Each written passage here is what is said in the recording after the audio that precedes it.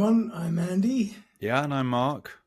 and this is Strange Stuff Podcast. You're damn right it's strange when you're dressed as a bloody minion at 8 o'clock in the morning. What on earth is going on? Christmas is coming. We've got snow. Oh, do you? Lucky Yeah. you. Oh, it's -2 and been snowing for 24 hours, I guess. All right, well, we've got +5 and it's raining. Terrible. Well, tonight is going to be -13, so I think Oh, this is it? Christmas snow now. All right. Well, I suppose that's So, good, isn't it? How was your trip? Yeah, it was very good. Very good. I mean, it was pouring with rain the whole time, but had a good lunch with the boys. That's always nice. So that was good. And then spent time with the family. So yeah, it was good. It was very nice. You know, I'm a bit spoilt because luckily my friends live in very pretty parts of the UK, so we didn't have to go to Camden. What do you mean you didn't have to go to camp? How dare you? That's my home turf. So no, it was very good. As I say, it was just a shame. It was raining, I think, almost every day. But it was, again, just like Sweden, it was ridiculously warm, 13 degrees on one day. I'm guessing you didn't see any stabbings in the areas you were in. No, I didn't. No stabbings. I suppose the most crime that goes on round there is someone using the wrong colour nail varnish. Stealing apples from apple trees. No, well, in fact, funnily enough, both my sister and my mate, Mike lives in a slightly larger village, but it's still only, I don't know, 100 houses. And my sister lives in a hamlet. There's only 10 houses in her little hamlet. But literally just up the road, and I'm talking a kilometre away, they are building, or they're trying to build, For the state. 660 houses. Oof. Oh dear. So you know who they'll put in them. well, no, they're going on all around the country. I mean, that's what they're doing. 1.5 million houses the Labour government want to build. And so that's not the only development in Gloucestershire. There's 3 or 4 others in the same town, Cirencester. Yeah, because they do like to put them all together in the same place, you know. Otherwise, how can you create your cliques? How can you keep the diversity? Idiot. Anyway, so that's a bit of a shocker because it was completely out of the blue. You know, they haven't been talking about it for years. Just suddenly they got a letter. Oh, by the way, literally up the road from you, we're going to be building 660 houses. Yeah, you know why? Because there's government financial incentives. So basically, the local authorities are being paid to give out planning permission. I don't know if they're getting incentivized, but, you know, there's a chronic shortage of housing in England, so it needs to be done. There's been a chronic shortage for 50 years. No, you're right. I completely agree. And finally, someone's doing something about it, but obviously it has to be on someone's doorstep, and it just so happens to be my sister's. And of course, it's always going to be in the NIMBY's doorstep. What's the NIMBYs? Not in my backyard. Yeah, well, of course. I mean, you know, if you live in a hamlet of 10 houses, admittedly, the village, I think, the village nearby has got about 150 houses. So anyway, they're at least tripling the size of the village. Well, I mean, good, because otherwise, you know, you're stuck in a cycle of no crime. What do you mean? Stuck in a cycle of no crime? Who wants to be able to go out and leave their doors unlocked, for fuck's sake? I mean, live in the real world. Oh, dear. So anyway, but no, I mean, you know, a good few pub lunches were had, I have to say, and dinners, actually.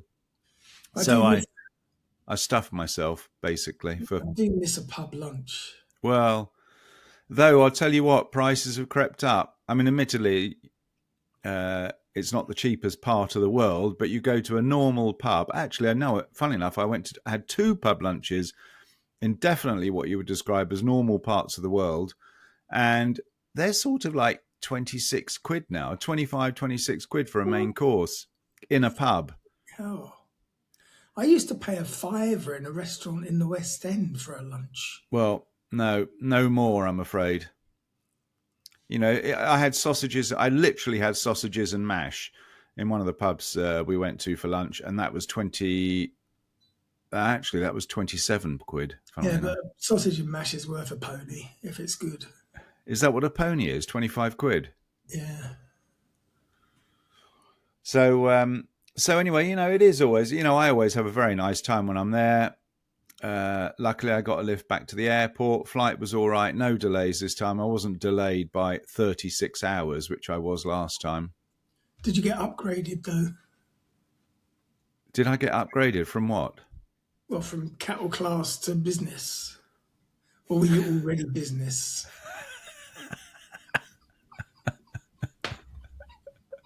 We both know the answer to that one. Well, you're happy to take the piss. I give you the option to take the piss, but I've actually worked it out.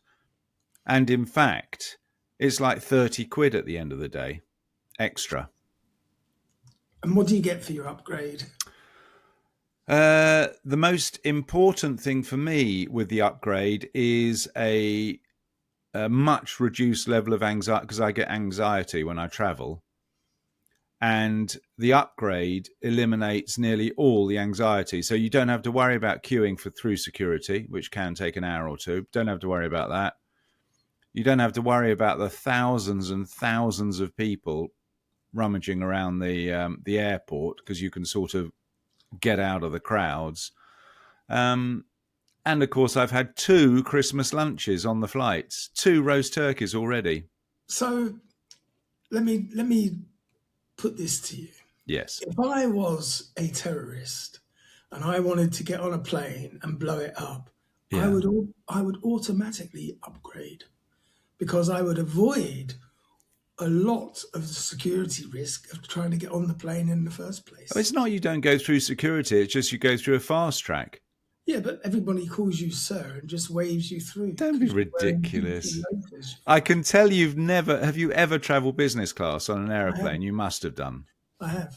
Yeah, exactly. And so I didn't pay for it. You know that's bollocks. There's no way they would have upgraded someone looking like you to business class, dressed as a minion. Do you know what? I know exactly how to get an upgrade on every flight. And that is? Wear a decent pair of shoes and a nice watch. Is that right? Yep. All right. If there is upgrades available, they will check your shoes before they check anything else. All right. No, so for 30 quid, I mean, it really is, because I used to get out of the crowds, I used to go and sit down in a restaurant for an hour and a half. So I'd have to have a full meal, and that's in the airport. It's like 40 quid. Right. And you don't have to do that if you're traveling business class, because you go to the lounge. And in fact, if you time it right, it's really sad, this. If you book your time of the flight right, you can arrive in the lounge and you can graze on the buffet for breakfast, sausages, egg and bacon. And then at 12 o'clock, the lunch menu appears, so you can then have chili con carne and rice. Oh, God. So you got your 30 quid's worth. So I definitely got my 30 quid's worth. And obviously on the way there, you can drink, because I don't drive when I get to England. I do have to when I get to Sweden. But so, I probably have 30 quid's worth of booze just on the way out there. So it sounds ridiculous, but in fact, it's not at all. Well, while you were away, yes, one of your heroes was arrested, of course. One of my heroes was arrested. Which one was that? Bonnie Blue. Do I know him? She is the girl who slept with 1,000 men in 24 hours. You can't sleep with 1,000 men. What do you mean 1,000 men in 20? Fucking live on the internet. It's actually happened. It happened last year. Bonnie Blue. She's been arrested in Bali for lewd behaviour. Well, she was basically touring around on her bang bus, and she's been arrested for producing pornographic material for distribution. And she faces allegedly a possible 15 years. You can't do that. That is 41 men. I had to get the calculator out, sadly. That's 41 men an hour. Yeah, I'm not saying they all got to finish, All they had to do was get in and get out. Have you not heard of this woman? Well, She's, I I mean, don't move in your I don't want to use circle. the word legend because, I mean, fuck me. No. She's been on more sausage than HP sauce. So this poor girl, well, I mean, one can only well, I mean, of course, it's not for me to judge, but is she not well? Of course she's not well. She's fucking mental. And so, who are these men who She's queue been up? she's been battered around the ring more than Frank Bruno. She's downed more boxers than Mike Tyson. She, Sounds out. How old is this she's girl? been rattled more than Banksy's spray cans. She's allegedly 22. She looks fucking 50. I mean, she is rough as a box of hammers. And what is this? Just for celebrity status, or so it can't be for anything else? Basically, yeah. And if I tell you that her father is involved in her career, don't be surprised. Are you telling me that, or you say Absolutely, he's part of her team. her own father? Yes, and I wouldn't be surprised at all if on her OnlyFans there was a pay to see me suck my dad. I would not be surprised in the least. This girl has no morals, no ethics, and no bar that is too low. Well, and then it was so sorry. She was in the. Where was she in the Philippines? In Bali. In Bali. That's Facing 15 years banged up, which would be a new record, being banged up for 15 years on the run. seems pretty. She won't go to prison. I mean, apparently she's already shagged her way through one set of customs. The stories about her are ridiculous. So where did you read this? It's all over the newspapers. It's not even on the dark web, as you like to say. I don't think it's on the BBC. I haven't read about this poor girl. I'm sorry, but if you go on the BBC website and just type in Bonnie Blue, you'll see everything you need to see. Well, you know, maybe if these 1,000 men, if they paid $1,000 a piece to be part of No, the. they didn't pay anything. She goes around shagging people for free just so she can release it on her internet sites. And then sad fucking enablers pay to watch her do it. Well, all I can say is, Andy, when's she coming to Skellefteå? Ugh, are you mad? It must look like it's been attacked with a cheese grater. Could you imagine? Oh, no thank you. That's not even stirring another man's porridge. That's just beyond. I have to say, Andy, at 8 o'clock in the morning or whatever the hell the time it is for Christmas, it's not a very nice opening story. It's pretty depressing, really. It is depressing because it's all about mental illness. Yes, I don't exactly. care what anyone says. It's not about empowering women because you've set women back about 1 million years. And how is, I mean, oh, look, I'm a fierce, strong, independent woman. Well, you're not. You're depending on men to pay you to watch you debase yourself. So there's that argument down. I thought you were going to say, you know, Pam Bondi has been arrested or Donald Trump has been arrested or someone. They've tried arresting Trump before. It just doesn't wash. He's pardoning himself. I read yesterday that he is, you know, apparently he's trying to get immunity from future prosecution by the International Court of Justice. Quite right, because he doesn't want to be tried for the war crimes that he's about to commit. No, but that's exactly. What do you mean about to commit? You know, the Americans have now taken over a Venezuelan oil tanker. Yeah, I know. Yeah. So it started with supposedly drug runners. Yeah, no, but it's always about oil. Of course it is. You know that. Yeah, but with drugs, they were the biggest drug dealers in the world in the 60s and 70s. Well, I think we were talking about it before I went away. That on the one hand, he's pardoning the Honduran prime minister or president, who had literally orchestrated 400 tons of cocaine to come to the US. He gets pardoned while he's destroying these ships and those two guys in the water, war crime. And now it's so blatant, he's just decided to take the oil tankers. Yeah, I mean, it's time that somebody actually fucking shot him properly.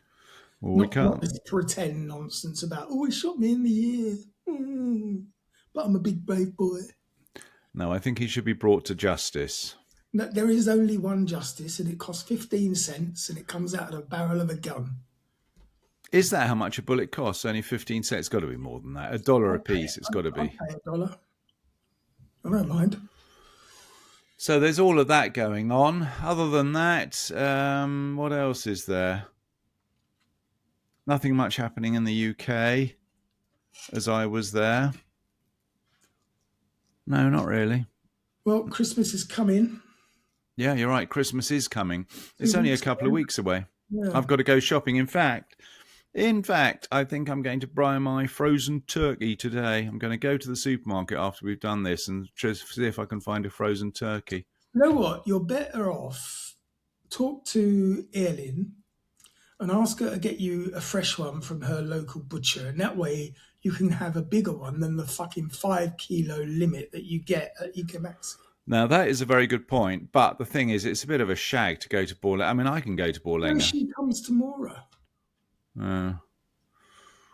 Yeah. Well, the thing is that even the frozen turkey is like 500 kroner, so a fresh one would be probably 1,500. No, they're actually no, because you're talking about Ecamaxi prices. Yeah, but they're good. They're not. Oh, they are. They are not. They are still ramped up. Are they? Yeah. If you go to a bigger city such as Borlänge, you'll see just how expensive Ecamaxi is. All right. I'll take your word for it, Andy. You've done a bit of a turkey price check, have you? Well, I'm not doing Christmas this year, but I mean, No. she has offered me the service in the past. All right. For buying meat, etc. I've already bought a ham. Especially when I've already had my first Christmas ham. I know, you told me the other day. Do you buy... what have I bought? I bought an Eka Echo.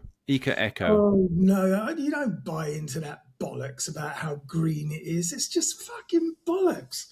Well, if we call it eco, we can put the price up 20 crowns a fucking kilo, and they'll say, oh, look, I'm doing my big 20 crown? You're joking, mate. It's 3 times the price, Echo.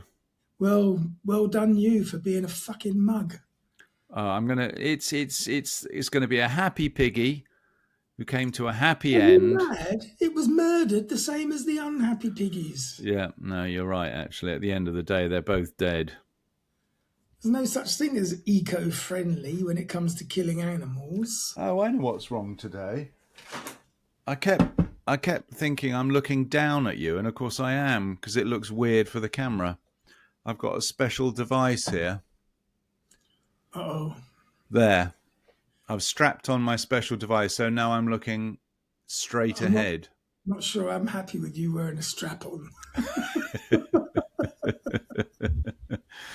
So, yes. But anyway, we need to get down to business. Why? Can't believe you've actually... Have you prepared something? You've only had 2 weeks. Even before you went away 2 weeks ago, I told you that we were going to talk about one of my personal heroes. Oh, God. I dare to think. Adolf hit. Well, same sort of era. Winston Churchill. No, not anyone that you would... Well, you should consider him a hero, actually, because he is one of your favourite type of people. He's an expert and possibly a doctor. I'll tell you what, I was, just as a brief aside, I was telling my sister about the episode. Oh, no, it was my brother-in-law. I was telling about the episode of the guy who invented adding lead to petrol, and then he invented CFCs. Oh, my God, what a legacy. So anyway, who is this doctor expert? Doctor... Well, this guy is named Timothy Leary. And you would have heard that name, but you may not remember in what context. He was born on October 22nd, 1920, in Springfield, Massachusetts. All right, no. So if you can imagine a wholesome New England town with friendly neighbours and a lot of apple pies cooling on windowsills, you're not far off. All right. But inside the Leary household, life wasn't quite so perfect. His father, Timothy Tote Leary Sr., Yes. was a dentist with a charismatic personality and a fondness for good stories. He was a man who loved entertaining people, but at the expense of not being good at showing up on time or paying bills. He was charming in the way people are charming right up until you have to rely on them for something. His mother, Abigail Leary, was the opposite. Devoutly Catholic, disciplined, and quite frustrated by her husband's freewheeling approach to life. And this produced the classic parental tension of structured stability versus charismatic chaos. Oh, dear. Little Tim grew up learning from them both. What happens when you're raised by two conflicting archetypes? Well, you tend to develop a habit of questioning every rule ever created. And I'm all for that because my rule number one is question everything. Tim was sharp, sometimes too sharp. Teachers frequently described him as bright but undisciplined, which is educator speak for capable of greatness, but currently too busy trying to outsmart the hall monitors. He was the type of kid who would read the rules, not to obey them, but to identify loopholes, a trait that would serve him surprisingly well decades later when it came in handy for escaping from prison. Oh, all right. When Tim was only 13, his father abruptly left the family. What, to go inside? No. Oh. This moment planted something deep in him, a rebellious independence, but also a certain distrust of authority figures. If your own father can vanish, how much faith can you put in any system built on a hierarchy? Throughout his life, Leary rarely admitted how much his father's departure affected him, but those who knew him could sense it. The man who later told millions to drop out had been dropped out of by the first authority he ever knew. But this fellow became a doctor. I didn't say he was definitely a doctor. Oh. I said he was an expert, but he was a philosopher. And So he was a all doctor know- of philosophy. We all know that philosophers are only after one thing, and it's fucking discussing. Discussing.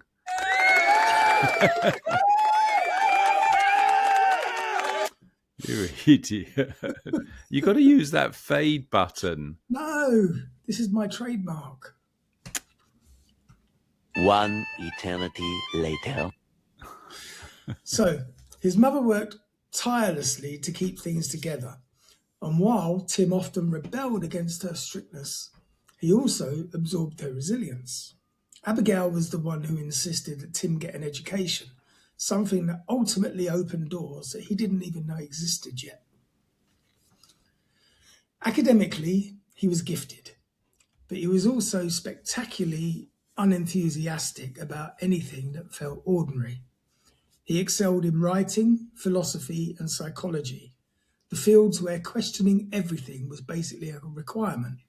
But maths he treated as a personal insult, chemistry a personal threat, and gym a personal tragedy.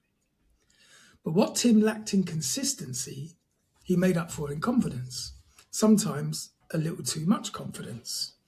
He once told a teacher that the grading system was authoritarian and that he preferred self-evaluation. The teacher did not agree. Despite his occasional academic theatrics, he made it into college, several of them, in fact, because Tim Leary, as it turns out, had a habit of treating institutions the way some people treat gym memberships, enthusiastic at first, quickly bored, and eventually escorted to the exit. Oh, I see. That's what I was going to ask, actually. So it wasn't he had a choice to go to. He was removed and then had to find somewhere else. Yeah, they couldn't cope with him. I mean, when you've got someone who's smarter than you, constantly questioning your every move, something's got to give. One of the most bizarre and amusing chapters of his early life was his enrollment at the US Military Academy at West Point. All right, so Now, that's Officer Academy. Yeah, this is one of the most strict, rules-heavy institutions in America. And then you've got Timothy Leary. So when you put them together, what do you think is going to happen? Harmony? From the first day, it was clear that Leary and West Point were cosmically incompatible. It wasn't just that he struggled with discipline, he found it conceptually offensive. He loved ideas. West Point loved marching. Leary liked questioning orders. West Point liked giving them in capital letters.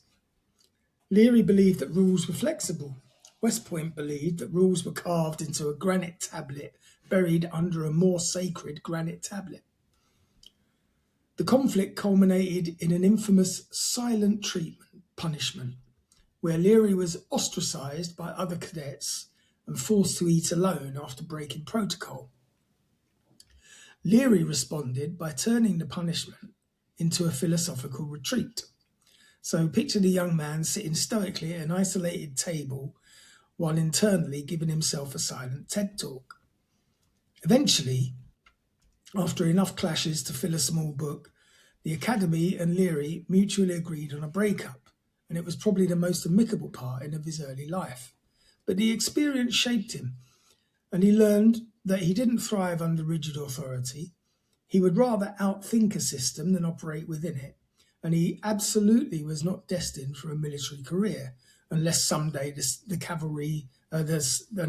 someday they needed a cavalry of rebellious psychologists armed with Rorschach tests. After West Point, Leary attended several universities, eventually landing at the University of Alabama, where he was expelled for spending way too much time with the daughter of a local official. There are no surviving reports of what the officials said, but it probably included phrases like, "That boy is trouble," spoken through clenched teeth. So, sorry, what year is it? He must be 23. This is in the 30s now. All right, 30s. I was going to say, because I thought we started in the 20s. So it's coming up for the war. Well, when World War II broke out, Leary briefly served in the army as a psychology specialist, but his real break came after the war when he pursued graduate studies at the University of California in Berkeley.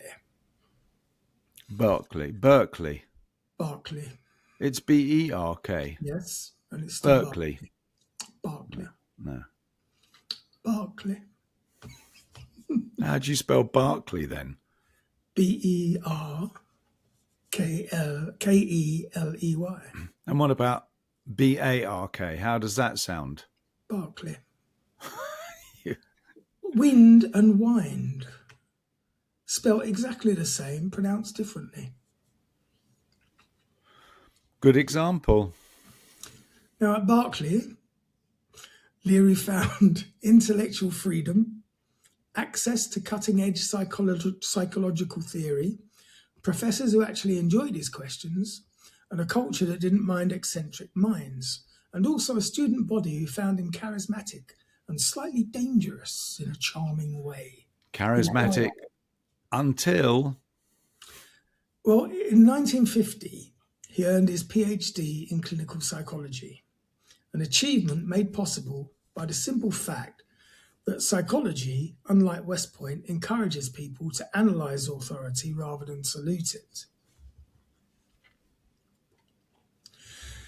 Now, before becoming America's favorite troublemaker, Leary was actually a highly respected psychologist.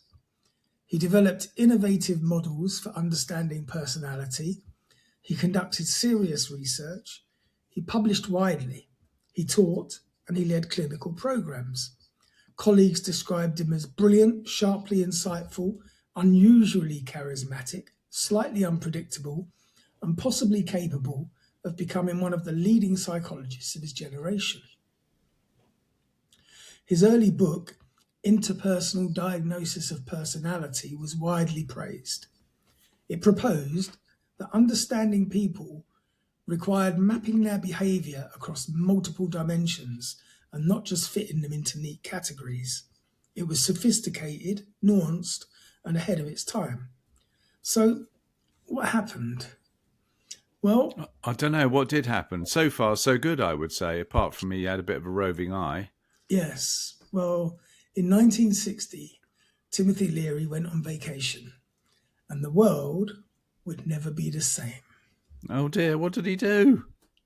And now, a word from our sponsors. Oh no, that's the wrong thing. You should have done do do do do do do do. No, because we actually have a sponsor. I was doing a recording with Richard yesterday, and he suggested that we should have a sponsor. And he gave me a fantastic idea to look up absolutely rubbish Victorian inventions, and we should be sponsored by one of them every week. So we've got a new feature in the show.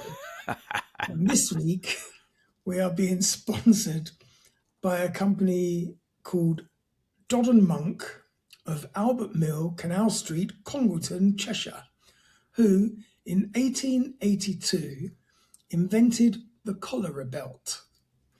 Oh dear, that doesn't sound very nice.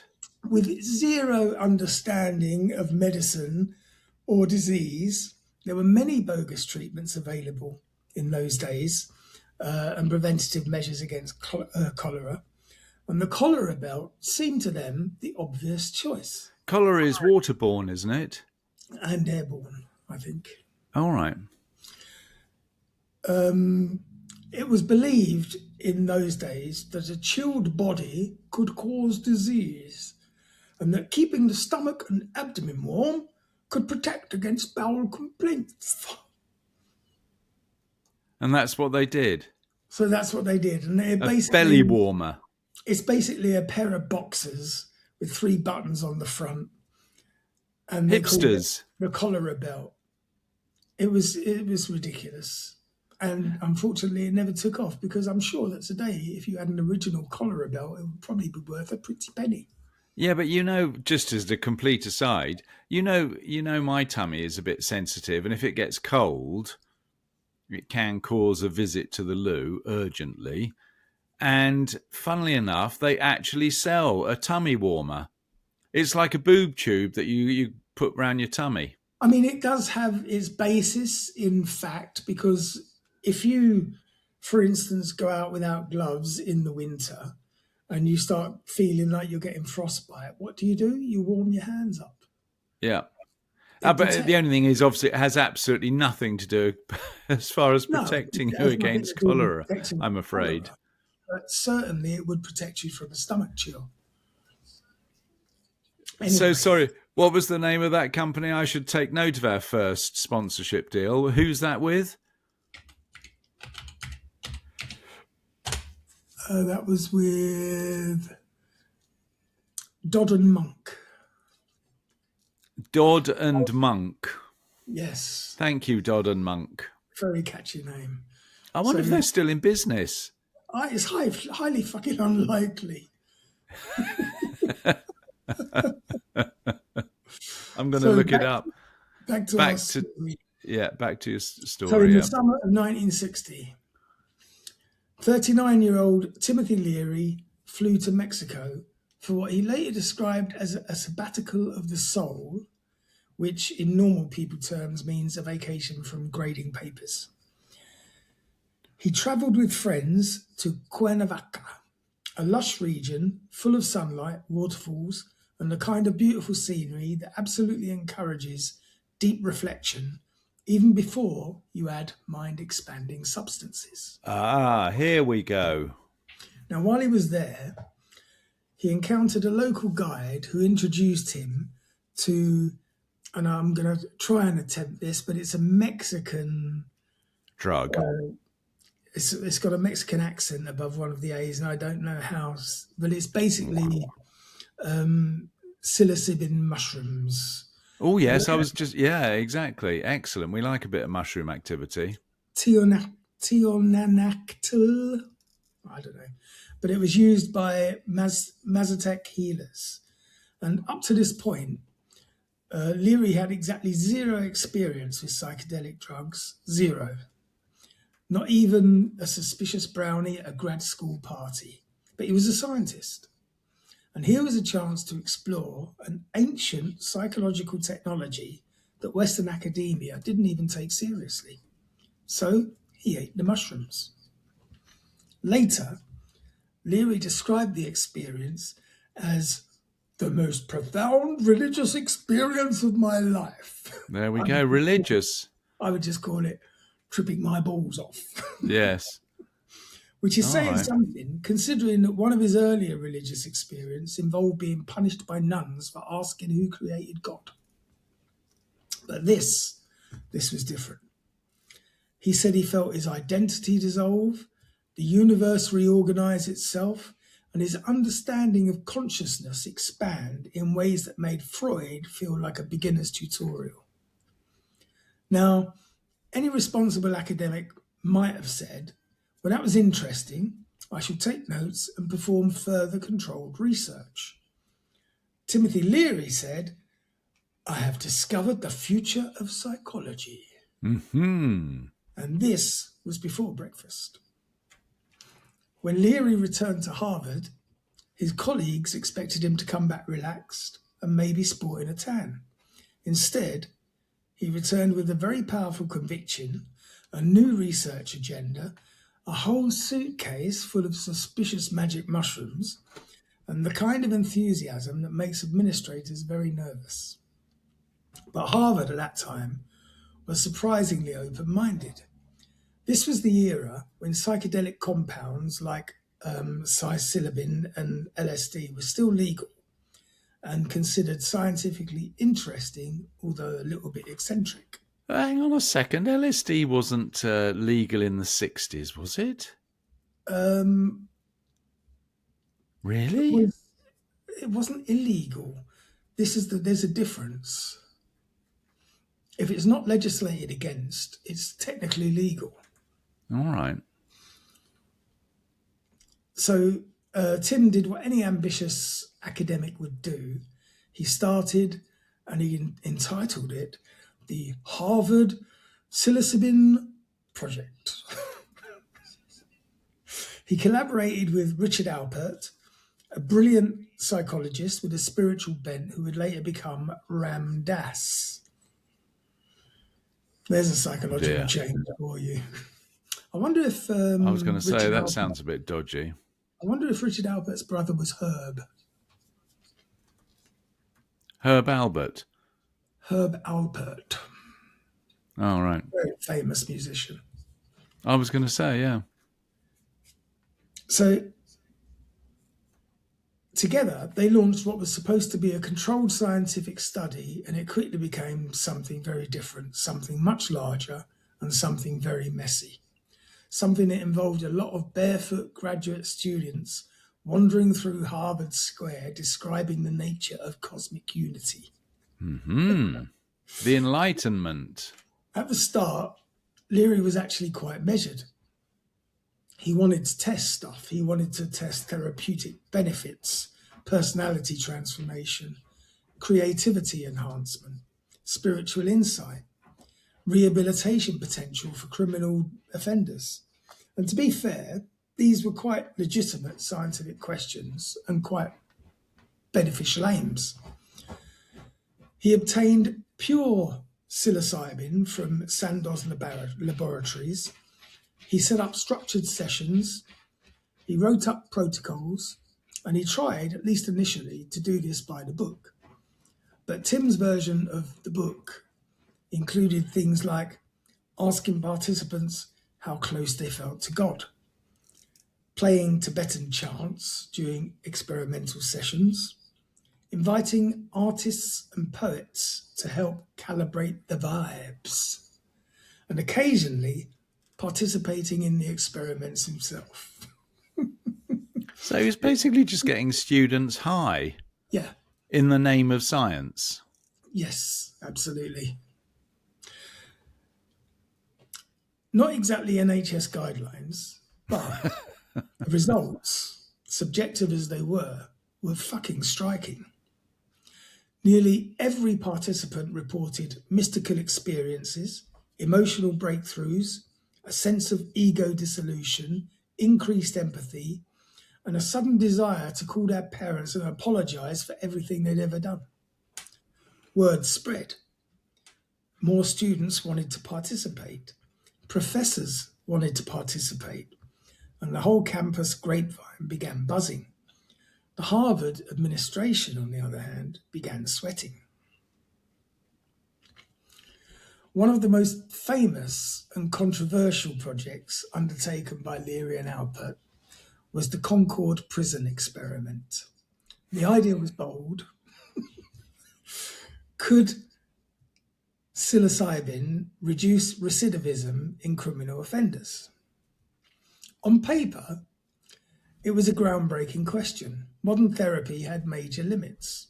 The prison system did little to no rehabilitation, much as today, and psychedelics seemed to offer deep emotional insight. So Leary and Alpert partnered up with Massachusetts prison officials. They selected volunteer inmates, administered LSD in supervised sessions. I was going to say, I wonder how they actually took it, because LSD you can just stick on your tongue, can't you? Timothy Leary is actually credited with inventing LSD. Oh, so they did attach his name to literally LSD. Yeah, but although it's lysergic acid, that's where the LSD comes from. All right. And they followed this up with group therapy and support. Sessions often included inmates describing childhood trauma, systematic oppression, and emotional pain with a clarity that they'd never accessed before. In one session, a hardened inmate reportedly said, "I never realized I'd been living in a cage my entire life." And then he clarified by adding, "and I don't mean the prison one." Leary took this as proof that consciousness expansion could break societal cycles. Early reports showed promising drops in reoffending rates. Later analyses, however, suggested that the data might have been, let's say, enthusiastically interpreted. In reality, the long-term benefits were very modest. But was it on the basis that they continued taking this stuff after they'd been released? It wasn't just 3 doses and then... Well, I mean, you've got to imagine that when it was first developed, it was in its purest form. So a dose would probably keep you out of your fucking brains for about 3 days. Well, I was going to say, because the thing is, if you're taking LSD, you can hardly commit too many crimes. You're not going to go and rob a bank if you're high on LSD. Oh, no. You wouldn't be able to, because no, exactly. By the time you got the gun out of your pocket, you would say, "What is this?" Exactly. Thinking it's a banana or something. So at the time, Leary believed he was on the verge of a psychological revolution, and he kind of was. Just not the controlled, carefully monitored revolution that Harvard had been hoping for. By 1962, Leary and Alpert had become minor celebrities. The idea of Harvard psychologists handing out consciousness-expanding substances made for quite sensational headlines. I'm not surprised. So reporters were showing up, students were lining up, and administrators began losing sleep. Harvard's public image, traditionally buttoned up and deeply allergic to scandal, was suddenly associated with mind-altering drugs and spiritual awakenings. So the administration responded, and they responded with policy reviews, meetings, strongly worded memos, and the academic version of grounding someone. But Leary was hard to contain. He started giving talks about the mystical importance of psychedelics. He wrote essays describing LSD as a tool for expanding human potential. He publicly stated that we were at the dawn of a new era of consciousness. And at first, Harvard tolerated all of this. Then they tried to control it. Then they tried to slow it down. And then they tried to stop it. Finally, in 1963, they threw Leary out before he launched the university into the astral plane. But the final straw wasn't what you might think. It wasn't giving the drugs to the students. It wasn't the prison experiments. It wasn't even the growing media circus. It was something almost mundane. Timothy Leary failed to show up to his own scheduled class. Yep, the world's most famous psychedelic advocate technically got fired for being really bad at punctuality. The class he missed wasn't optional. It wasn't a seminar. It was a required one. And the administrators used this as a procedural gotcha, a convenient way to remove him without taking a public stance on the drug research itself. Richard Alpert, meanwhile, was fired for supplying LSD to an undergraduate, something Leary technically hadn't done. Both men were out of Harvard, but they were very much not done. Hello, Reg. My God. After getting booted from Harvard, Leary and Alpert could have gone one of two ways. They could have returned to traditional research, or they could create a psychedelic utopia funded by wealthy heirs. And if you guessed option 2... You'd be right. Two wealthy siblings, Peggy and Billy Mellon Hitchcock... Hang on, there's something going on in the background. Yeah, it's the kitty shitter. Oh, all right. Invited the pair to live and work at their enormous estate in Millbrook in New York. And this wasn't just a house. This was a mansion in 2,000 acres. Servants, libraries, ponds, forests, and enough hallways to get lost in even if you're completely sober. Millbrook became the new headquarters of psychedelic exploration. It was quite literally the first psychedelic commune in the United States. So if you can imagine artists wandering around the grounds barefoot, scholars debating metaphysics at 2 a.m., meditators practicing yoga on the lawn, psychologists analysing each other's dreams at the breakfast table, and the occasional Harvard professor showing up to observe and then forgetting to leave. Tim designed elaborate sessions using LSD. He created ritual spaces with carefully arranged lights, music, cushions, and spiritual texts. He believed that psychedelics were sacred tools for navigating the inner landscape. One humorous anecdote from Millbrook involves a dinner party where Leary declared, "Tonight, folks are symbols of ego barriers. Let us embrace unity by eating with our hands." The result was not what you would expect when 20 intellectuals tried to eat spaghetti bolognese without utensils. But beyond the comedy, Millbrook produced some serious insights, and this is where Leary developed the theory of set and setting. Set being your mindset, and setting being your environment. And this idea revolutionized psychedelic theory and still guides modern clinical use today. What do you mean psychedelic theory? Why is there a theory about drug use? I mean, you know, you don't experience... Everything. Is it? Yeah. Everything begins with theories and it ends with theories, and you study the theory of everything. No, that bit. Scientific theory, I understand. But do people actually study psychedelic experiences? Why wouldn't they? For fuck's sake, you can take a degree in queer and gender studies these days. So there's no reason to believe that psychedelic theory is not a thing. Local police saw Millbrook as a den of unrestrained debauchery, and they raided the mansion multiple times. Mm-hmm. And the FBI began monitoring Leary. I wonder if these were illegal at this stage. No. When did they make it LSD illegal? We will get to that. All right. Still, the experiments continued, for a while at least. By 1966, we're still good for time, Leary's influence had grown from academic curiosity to a bit of a cultural movement. Young people across America were now experimenting with psychedelics, and counterculture was rising. Music, art, and literature were all transforming.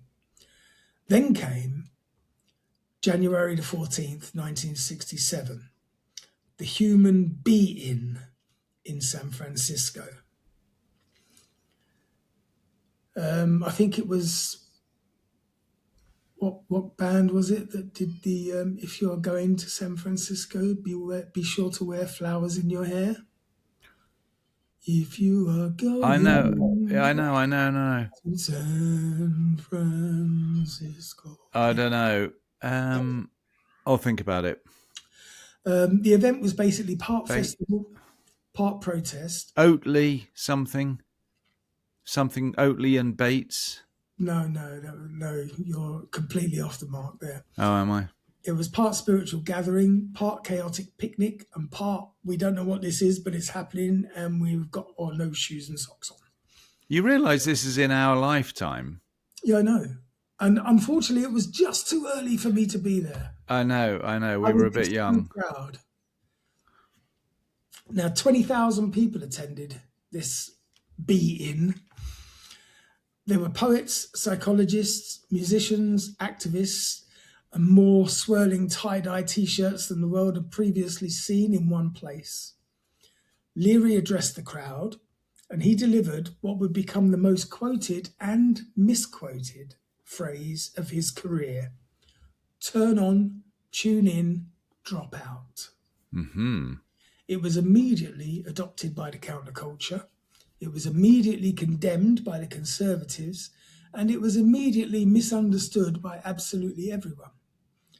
Leary later explained that he meant turn on by activating your neurological potential, tune in to interact harmoniously with the world around you, and drop out by detaching from conventional, unfulfilling systems. But the press portrayed it as use drugs, become a hippie, and stop paying taxes.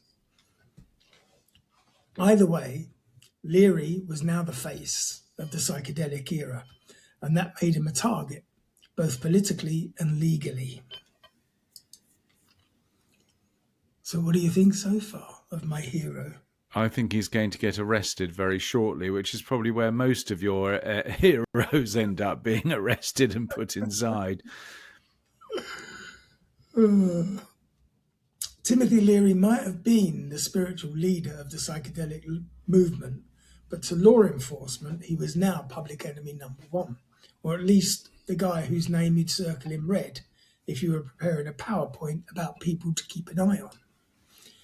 In December 1965, Leary was driving with his family across the US-Mexico border. He had a family. I didn't realise he had wife and children in tow. He probably didn't know himself half the time. Maybe. I wouldn't be surprised if he just woke up married one day. Yeah. So they were driving across the border in Laredo, Texas, and during a routine search, customs agents found a fucking minuscule amount of marijuana, so small that you'd probably, if you dropped it in a carpet, you wouldn't be able to find it again. Now, is this a major crime? Absolutely not. But was it Timothy Leary? Yes. And that changed everything. He was arrested and charged with possession, and the authorities finally had an opening. Leary, for his part, took the whole thing with philosophical amusement. In fact, his daughter later said he was cracking jokes within minutes of being placed in the holding cell. But the penalties were no laughing matter. He was initially sentenced to 30 years in prison. No. And a hefty fine. 30? Yes. 30 years for an amount of cannabis that you couldn't get grounded for if your parents found it in your house.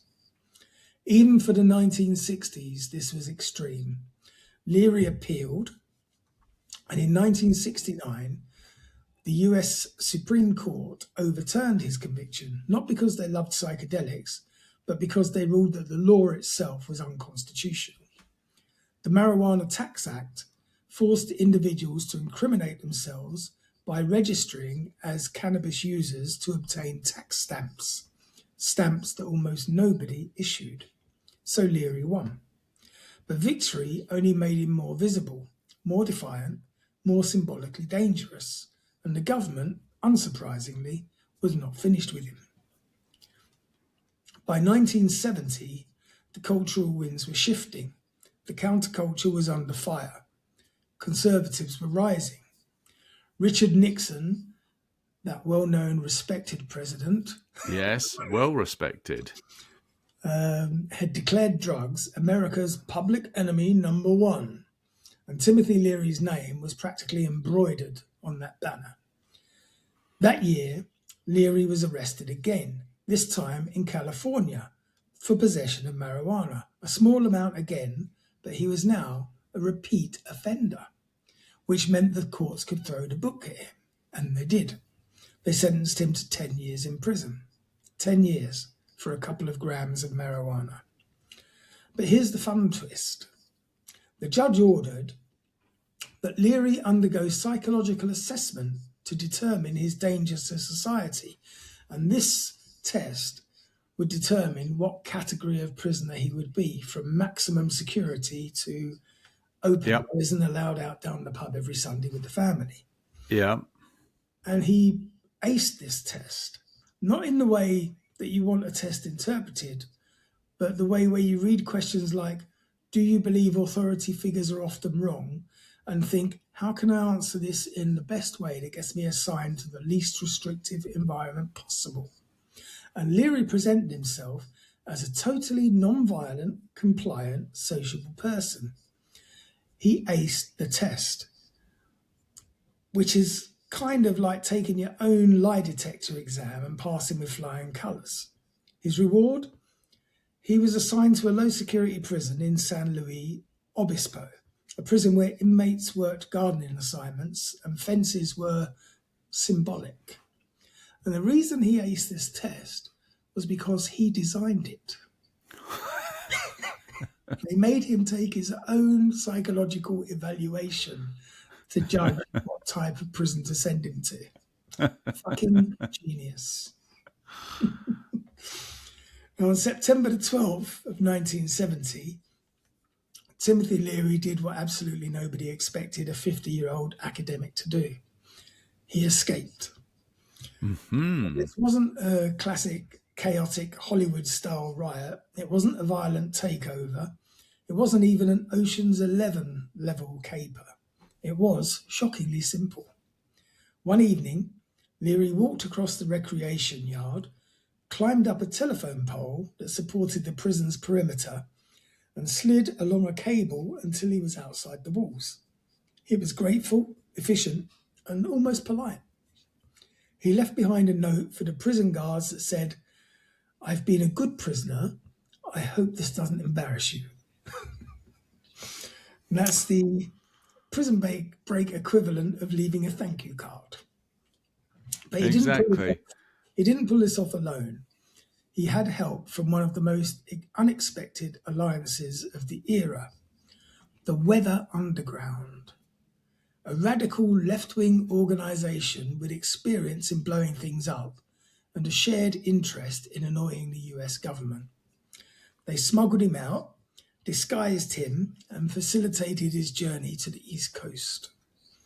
It was the kind of alliance that no one would believe it if it existed as a movie plot. A psychedelic professor, a group of underground revolutionaries, a prison escape, and a getaway to the Middle East. Oh, it was the Middle East he went to, not the New York East Coast. He started going to the East Coast so he could get out of the country, I guess. Timothy Leary's life at this point was a bit like if Forrest Gump was replaced by a rebellious philosopher with better hair. After his escape, Leary resurfaced in Algeria at the headquarters of the Black Panthers Party in exile. Yeah. Eldridge Cleaver, one of the Panthers' most prominent leaders, believed that Leary could serve as a symbol of revolutionary consciousness. Also, he had damn good drugs. Leary arrived with his wife, Rosemary, and at first the arrangement seemed mutually beneficial. Cleaver saw Leary as a cultural weapon, and Leary saw Cleaver as a political protection, and both saw themselves as visionaries leading mass movements. In practice, however, the partnership lasted about as long as a bowl of popcorn in a cinema. The Panthers and Leary clashed almost immediately. The Panthers wanted political revolution. Leary wanted spiritual awakening. The Panthers valued discipline, of course, and we all know how Leary values freedom. The Panthers believed drugs were the tools of oppression, and Leary just didn't. There's a famous story that Cleaver demanded Leary stop promoting LSD, and Leary responded by giving an impromptu speech about cosmic unity, which, strangely enough, didn't win Cleaver over. Tensions escalated, and Leary was placed under what was essentially ideological house arrest. Eventually, he and his wife fled, escaping their previous escape, which should definitely earn some sort of international style points. After fleeing Algeria, Leary entered a period that historians tend to summarize as Timothy Leary wandered through Europe like a psychedelic Moses.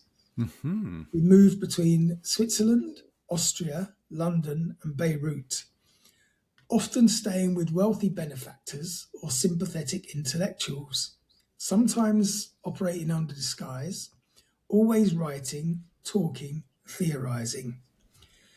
In Switzerland, he lived with Michael Houchard, a millionaire arms dealer with very questionable connections. God.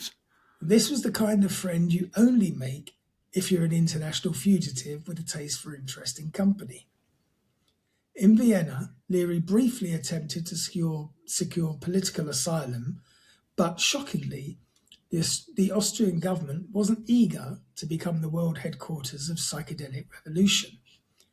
The CIA were tracking him, Interpol were tracking him, the US government was definitely tracking him, and at one point even... Hello?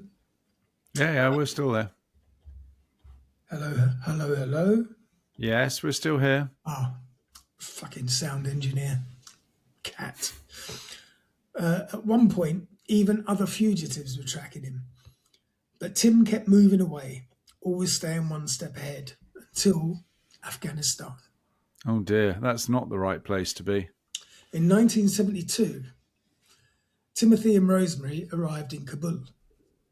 Afghanistan at the time had no extradition treaty with the US, which seemed promising, but no extradition treaty is not the same thing as we won't hand you over if you don't annoy us. Well, were the Russians in Afghanistan in 1970s? Yeah, they would have been. Or was that 80s? No, I think that was 70s. All right. Shortly after our arrival, US agents who had been tipped off caught up with Leary, and the Afghan authorities, with very little diplomatic ceremony, handed him over to the Americans. He was put on a plane back to the US and flown to Los Angeles, where journalists were waiting on the tarmac. Photographers snapped pictures of him being escorted in handcuffs, and it was the end of his 2-year run as America's most entertaining fugitive. So he'd only been out 2 years from when he went to the East Coast and then down to Algeria. He was all right. Well, that's not. He didn't do too well, did he? He could have been under the radar. He went halfway around the world. Mm. I think he did pretty well. He wasn't. I don't think he was really hiding from anybody. He was hiding in plain sight most of the time. Mm.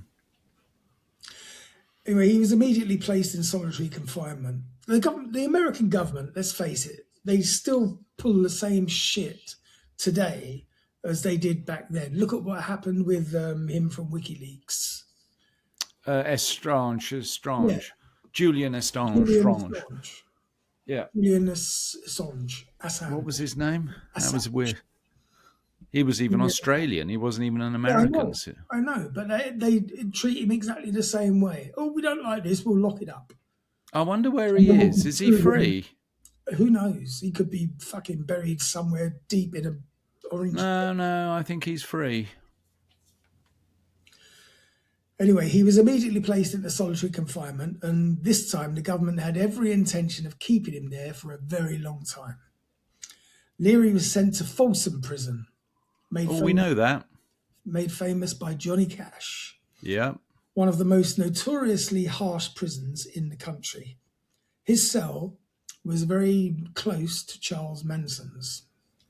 Yes, that Charlie Manson. And the two had many conversations through the bars. Manson reportedly kept pestering Leary for LSD. Leary reportedly told a guard, "Whatever you do not give him any." While he was incarcerated, Leary began rethinking his life. He was writing, he meditated, he analysed the prison system, and he attempted to remain optimistic. But behind the scenes, the FBI and the DEA wanted information. They wanted allies, they wanted leverage, and Leary, of course, wanted out. Eventually, he cooperated with certain investigations in exchange for reduced time, and this decision remains the most controversial part of his life. Many on the radical left denounced him. Former allies distanced themselves. But Leary insisted that he never betrayed anyone who wasn't already known to authorities. Opinions, however, remained divided, but the result was clear. His sentence was reduced, he was transferred to lower security, and in 1976 he was released on parole. He walked out of prison a free man, but also a man changed, older, humbled, scarred by conflict, and ready to reinvent himself one more time. And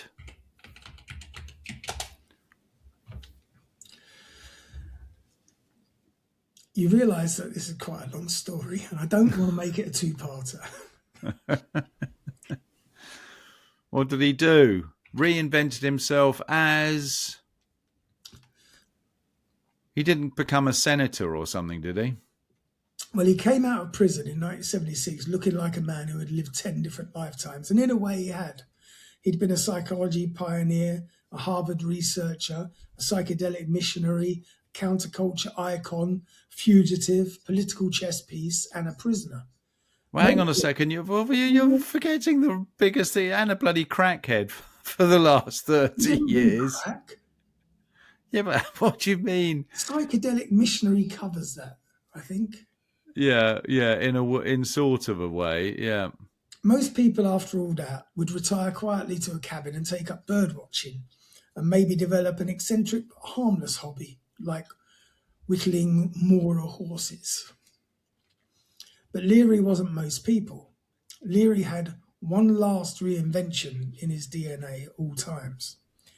In interviews immediately after his release, he sounded philosophical, almost gentle, and he said he wanted to promote the next stages of human evolution. But polite Timothy wasn't here to stay. It took only a few months for the old energy to return. The mischievous grin, the gleam of perpetual reinvention, the endless supply of metaphors comparing the human mind to some sort of cosmic satellite dish, which leads us to the new frontier. By the late 1970s, Leary decided that drugs were no longer the frontier. So the new frontier became space, computers, nanotechnology, and cryonics. Basically, he pivoted from turn on, tune in, and drop out to something like upgrade, upload, off-world. This new philosophy was crystallized into the acronym SMILE: Space Migration, Intelligence Increase, Life Extension. And it sounds a bit like a startup pitch from a particularly enthusiastic tech billionaire. Leary argued that humans should evolve into a multi-planet species. He believed that intelligence was not fixed, that technology could enhance it. He believed that extending human lifespan was not only desirable but absolutely necessary. And this might sound familiar because today our tech entrepreneurs all say similar things, except with more PowerPoints and fewer references to cosmic consciousness. Leary toured colleges, spoke at conferences, appeared in magazines, and became kind of the elder statesman of the techno-optimism long before Silicon Valley turned it into an ethos. And in the middle of the transformation, something else happened. Timothy Leary discovered computers, and he fell in love. You're not going to say he was the joint founder of Apple with Jobs? Steve Jobs. In the 1980s, Leary became one of the earliest public intellectuals to champion personal computing. He saw computers not as tools, but as extensions of human creativity, the LSD of the 80s, as he sometimes joked. He befriended programmers, futurists, and early cyberpunk authors. He gave talks at tech industry events long before they were cool. He wrote books and essays about cyberspace before the public even had dial-up modems. He compared the mind to software, and he compared identity to operating systems. He compared consciousness to digital signal processing. Leary was basically the first grandfather to walk into a Silicon Valley computer store, pick up a floppy disk, and say, "Oh yes, a symbol of mankind's evolving neural architecture." He adored the idea that computers could democratize thought. He adored virtual reality. He adored the idea of psychedelics, digital experiences that expanded perception without chemicals. Well, it's basically it's the same thing as LSD, a virtual world. One of his favourite lines was, "The PC is the LSD of the 90s. Predictably, Apple never took this up as a marketing slogan. After years of being exiled, silenced or imprisoned, Leary suddenly found himself in demand again. Universities were inviting him, science fiction conventions invited him, tech conferences invited him, talk shows invited him, even Hollywood directors hired him as a consultant for future thinking. His talks combined philosophy, futurism, comedy, and high-speed verbal acrobatics. A typical Leary lecture might cover genetics, space colonies, artificial intelligence, cybernetics, Beethoven, Buddhism, brain circuits, nanotechnology, life extension, and at least one unexpected tangent about dancing molecules. He became kind of a wandering oracle for the digital generation. He wasn't pushing acid anymore, at least not centrally.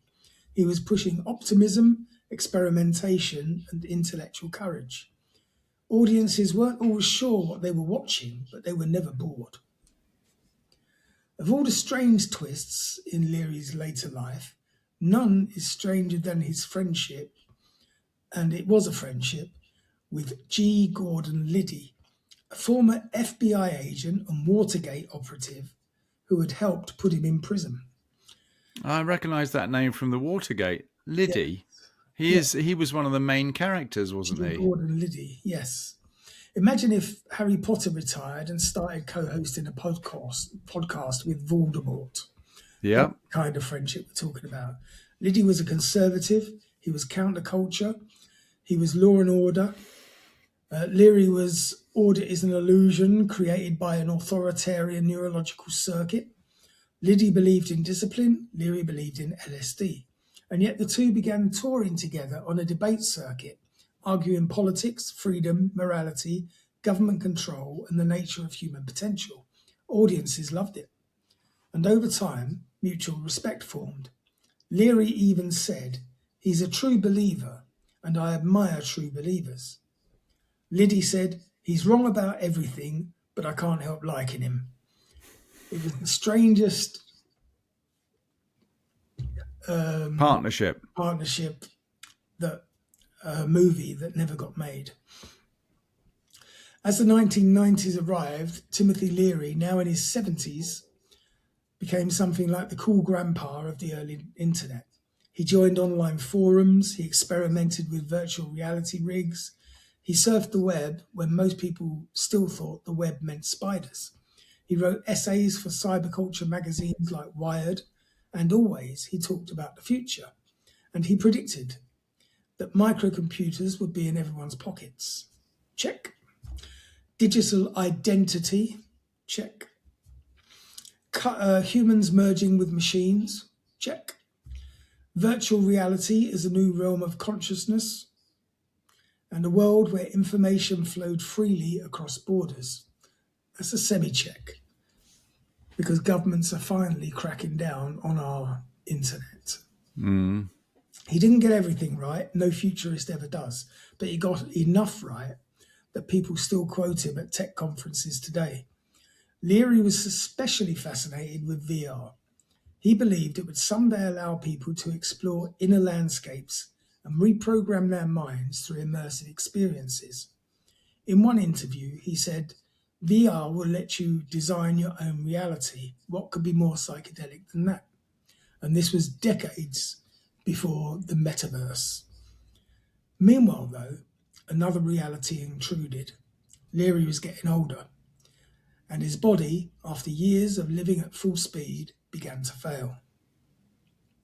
In 1995, Timmy was diagnosed with prostate cancer, and the doctors didn't give him very long. Leary, as always, responded with a blend of humour, philosophy, and curiosity. He didn't deny death. He didn't fight it with bitterness. He approached it as the ultimate trip. He welcomed friends, artists, journalists, and curious visitors into his home in Beverly Hills. His house became a kind of salon for the digital age, a place where futurists, musicians, hackers, actors, and philosophers mingled in the living room. He recorded his thoughts, he gave interviews, he joked about his impending death, and he talked openly about wanting to die consciously and joyfully. For a time, he publicly considered cryonics, the idea of freezing his body for future revival. He'd long been an advocate for the concept, but he ultimately chose not to. He said he preferred to go out with style. As his time neared, Leary wanted his death to be open, unashamed, creative, communal, and above all, an extension of his message. His final months were filled with conversations about consciousness, memory, identity, and the beauty of impermanence. He spent his last hours surrounded by friends. He reportedly said, "Why not?" repeatedly as he drifted in and out, a mantra of openness to the unknown. He finally died on May 31st, 1996, at age 75. And then, because the story of Timothy Leary never ends cleanly, parts of his ashes were placed on a rocket and launched into space in 1997. So he made it to space after all. It was only symbolic, but for a man who dreamed of space migration, it was perfect. Oh dear. So he left behind a legacy as complicated as anyone of the 20th century. To some, he was a visionary who expanded the boundaries of psychology and consciousness. To others, he was reckless, a man whose enthusiasm outpaced his caution. And to some, like me, he was a hero of freedom. To others, a cautionary tale. He changed how people thought about the mind. He changed how they thought about authority. He changed how they thought about technology. And he changed how they thought about exploration. Long before the internet age embraced disruption, personalization, and self-directed identity, Leary was already there preaching it, using different metaphors, but the same ideas. He wasn't always right. He wasn't always responsible, but he was always original. And if there's one thing Timothy Leary never stopped doing, it was this: challenging people to think for themselves. Good story. We're not finished. Oh, really? What? He came back? Most people, upon dying, fade from the public mind within a few years. Timothy Leary did the very opposite. He grew. Mm-hmm. By the early 2000s, Leary's name had become shorthand for a particular form of audacious curiosity. his influence rippled into neuroscience, psychotherapy, Silicon Valley culture, psychedelic medicine, futurism, cyberpunk literature, and online communities. If you've ever seen a tech founder talk about disrupting reality, or a futurist at a conference claim that consciousness is basically a software problem, congratulations. You've been witnessing watered down Leary. And then there was the psychedelic renaissance. After decades underground, researchers in the 2000s and 2010s began revisiting psychedelic therapy with rigorous scientific methods. The clinical trials for depression, anxiety, palliative care, and addiction were careful, structured, and very different from the freewheeling of the 1960s. But many researchers still acknowledge that they were, in a way, picking up threads that Leary had dropped half a century earlier. Not continuing his methods, not adopting his flamboyant approach, but revisiting his initial questions.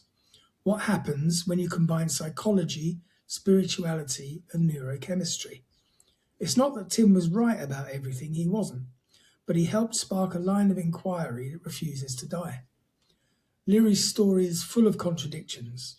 A serious psychologist who became a counterculture prankster, a man of science who embraced mysticism, a critic of authority who later befriended one of his jailers, a rebel who loved publicity, a futurist obsessed with the past, a philosopher fascinated by gadgets, and a man who preached freedom but occasionally courted chaos. It's tempting to tidy all this up and conclude something like Timothy Leary was complicated, but that's like saying the sun is warm or water is wet, or your uncle who showed up to Thanksgiving with a homemade bong is a little bit eccentric. Leary wasn't just complicated, he was a human prism, refracting the anxieties and hopes of mid-20th century America. His legacy defies either-or thinking. He was neither purely hero nor villain, saint nor menace, prophet nor charlatan. He was a man reaching, sometimes too far, for transcendence, and reaching, even when messy, is something that humans do. What he got right was psychedelics have profound therapeutic potential when used responsibly. Yep. Modern research supports this with safeguards. Consciousness, we know, is not fixed. Our sense of self is far more malleable than mid-century psychology believed. Technology shapes identity. Leary foresaw personalization, digital identity, and virtual worlds long before they arrived. And humans seek transcendence. Religion, science, art, we're always looking for the more. But he got a few things wrong as well. He underestimated the social and political consequences of mass psychedelic use. In 1960s, the backlash was predictable and predicted by his colleagues. He thought enthusiasm could substitute careful research. It couldn't. He believed that cultural revolutions scale easily, but they don't. He thought everyone could handle consciousness expansion, and history disagrees. Leary's errors were often errors of excess. Can you stop? Stop rearranging my cables. You're a fuck.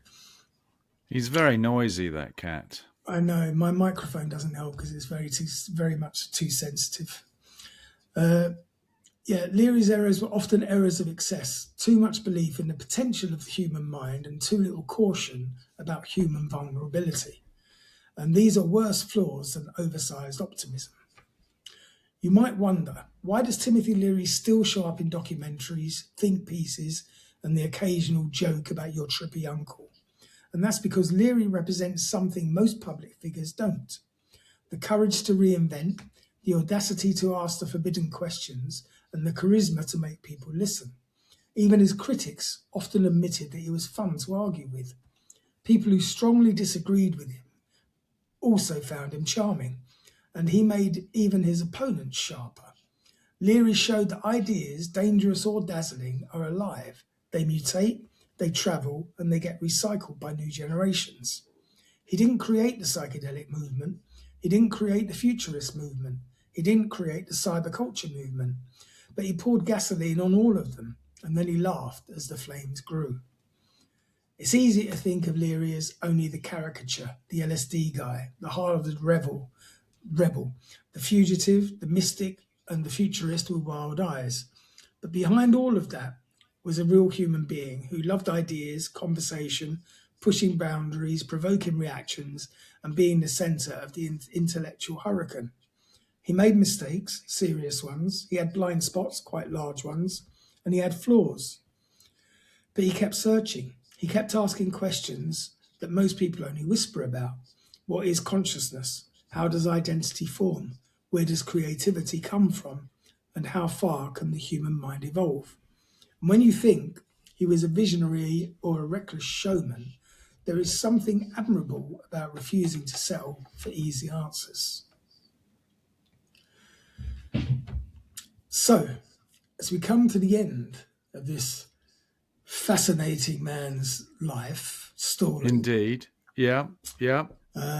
Timothy Leary, psychologist, philosopher, futurist, fugitive, performer, and a man who probably would have live streamed his own dreams if the technology had existed. He didn't fit neatly into society or academia or politics or anything with walls. He lived the kind of life that makes biographers sigh, documentary filmmakers cheer, and librarians politely ask, do you have a simpler topic? Was he a genius? Sometimes. Was he irresponsible? Occasionally. Was he entertaining? 100%. But he showed us that the limits of the human minds are negotiable, not fixed. He believed that consciousness wasn't a static object, but a frontier, that curiosity isn't optional, and exploration isn't a luxury, and that the future was a playground disguised as a puzzle. We don't have to agree with his methods, his theories, or his fashion choices, but you have to admire his spirit. Because whether he was talking about LSD, computers, space colonies, or uploading your personality onto a floppy disk, Timothy Leary was always whispering a version of the same message. There's more to life than fear, there's more to the mind than habit, and there's more to the future than we dare to imagine. So, that brings us to the end of this wonderful story of my personal hero, Timothy Leary. Well, it's a good one, Andy. Acid.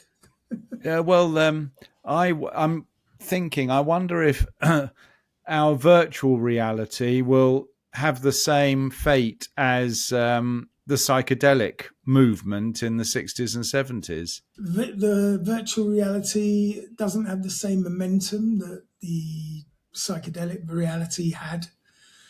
But I think the impact is pretty similar, isn't it? We've been stuck with no progress in VR for so long. It's just not fulfilling any of the promise that it holds. Oh. I mean, I'm on my third VR headset, and I still have trouble putting it on because it's not that gripping. Yeah. Oh. I mean, I use it mostly now for just creating a home cinema and watching Netflix on a big screen. Is that right? Is that what you do? Yeah. No, but definitely an interesting character. What a life. Yeah. I mean, the transition between the 1920s and living until through the 90s, he sort of got, he did not the technological revolution per se, but he certainly got pretty close to most of it. I mean, computing and such. Like, was there an iPhone? No, the iPhone wasn't even around then. So no, but he got pretty close to it. Yeah, I mean, it was an interesting time, most of his life. Yeah, indeed. Yeah. Fascinating guy. Indeed. Oh, yes, well done. That was a good one. Timothy Leary. In spite of me having to listen to all of that with you wearing your Minions costume. Well, if you enjoyed it, and I hope you did at home, join us again next week where we will do something probably a little sillier. I think next week we'll be recording basically our Christmas episode. Christmas episode, yeah, exactly. Yeah, yeah, I don't yeah, know. We'll work it out. yeah, yeah. But thanks for listening. Hope you enjoyed Very good. it. And Yep. we'll see you Well done. same time, same place next week. Week. In the meantime, take as much acid as you want. I highly recommend it. Bye for now. Cheerio. Bye for now.